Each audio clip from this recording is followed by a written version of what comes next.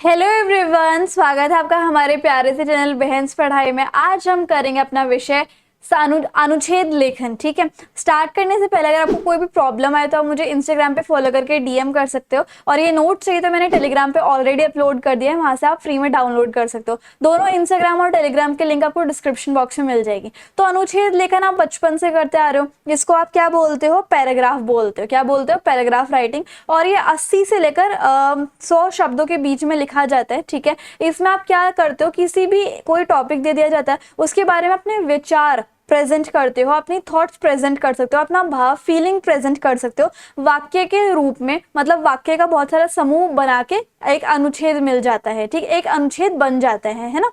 और आपको अनुच्छेद लिखते टाइम पे कुछ बातों का ध्यान रखना होता है, जैसे कि अनुच्छेद लिखने से पहले आपको कुछ पॉइंटर्स लिख लेने चाहिए कि मुझे ये लाइंस लिखनी है अपने अनुच्छेद में। ठीक है, तो संकेत बिंदु बना लेना चाहिए आपको, है ना। और यहाँ पर क्या होता है, आपको या तो फेवर में लिखो पूरे अनुच्छेद को, या फिर अगेंस्ट में लिखो पूरे अनुच्छेद को। ऐसा नहीं कि आप मिक्स कर रहे हो, एक ही पक्ष में रखो। भाषा आपकी सरल, क्लियर, टू द पॉइंट और प्रभावशाली होनी चाहिए, मतलब अट्रैक्टिव भी होनी चाहिए। और एक ही बात को आपको बार बार नहीं दोहराना, नए नए पॉइंट्स आपको लिखने हैं। ठीक है, और बहुत लंबा एक्सपैंड नहीं करना, जितना आपको मतलब जितनी आपकी वर्ड लिमिट है उतना ही आपको लिखना है। और विषय से मतलब जो टॉपिक है उससे अलग विषय पर नहीं जाना आपको। ठीक है, शब्द सीमा में ही आपको अनुच्छेद लिखना है, 120-30 वर्ड नहीं कर देने हैं। ठीक है, 80 से लेकर 100 शब्दों के बीच में ही आपको रहना है। पूरा अनुच्छेद जो है वो विषय से अलग नहीं होना चाहिए, एक ही विषय जो आपको क्वेश्चन पेपर में दिया हुआ है वो आपको लिखना है। ठीक है, और अपने अनुच्छेद में आप कोई क्वोटेशन या फिर कविता की पंक्तियां भी डाल सकते हैं, ताकि रोचक लगे, काफी अच्छा लगे। और अगर आपने ये काम कर दिया ना, कोई क्वोटेशन डाल दी, तो आपके पूरे नंबर पक्के हैं। ठीक है, और विषय जो है वो समझ में आना चाहिए कि आप किस चीज के ऊपर अनुच्छेद लिख रहे हो। जैसे कि यहाँ पर एक टॉपिक दिया है, जैसे कि समय किसी के लिए नहीं रुकता। ठीक है, अब यहाँ पर देखो कैसे कैसे लिखा है, समय निरंतर बीतता रहता है, मतलब हमेशा पास ऑन होता रहता है, वो किसी के लिए नहीं रुकता। जो व्यक्ति समय की मोल को यानी कि समय की वैल्यू को जानता है, वो अपने जीवन में सफलता प्राप्त करता है। समय बीत जाने पर किए गए जो कार्य होते हैं, जैसे अगर आपका समय बीत गया, उसके बाद आप कोई कार्य कर रहे हो, तो उसका फल आपको मिलता नहीं है, और बाद में आप जो है पछताते रहते हो, आपके हाथ कुछ नहीं लगता। और जो विद्यार्थी समय सुबह पर समय से उठता है, अपने दैनिक कार्य जो मतलब जिसके डेली के काम होते हैं वो समय पर करता है, समय पर सोता है,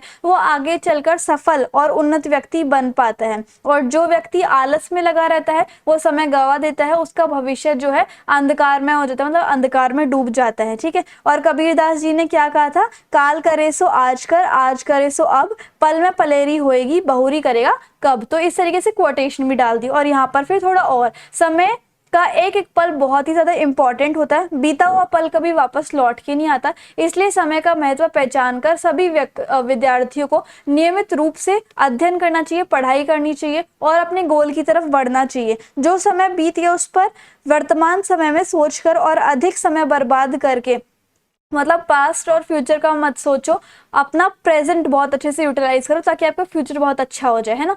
और इन सब चीज़ों के बारे में सोचकर काम करना ही बुद्धिमानी है। और भी अगर आपको बहुत सारे पढ़ने हैं तो ये आपको टेलीग्राम पे मैं पीडीएफ शेयर कर दूंगी, वहां से आप आराम से अनुच्छेद के और एग्जाम्पल्स देख सकते हो। ठीक है, तो यही होता है सिंपल सा आपका अनुच्छेद लेखन। इसमें आपको सबसे पहले पॉइंटर्स लिख लेना है कि आपको क्या क्या लिखना है अपने अनुच्छेद लेखन में, और वो सारे पॉइंट्स लिख दो, और क्वोटेशन ऐड जरूर कर लेना। और आपको फेवर में रहना है या फिर अगेंस्ट में रहना है, और आपको कोई भी एक बात दोहरानी नहीं है बार बार। ठीक है, कि आप भरने पे लग जाओ, और जितनी वर्ड लिमिट है उतना ही लिखो, वो ज्यादा अच्छा लगेगा, प्रेजेंटेबल लगेगा। ठीक है, सो आई होप आपको मेरा पढ़ाया हुआ तरीका और वीडियो काफी अच्छी लगी होगी। So if you like the video and explanation, then please do like, share, comment and subscribe the channel. Thank you so much.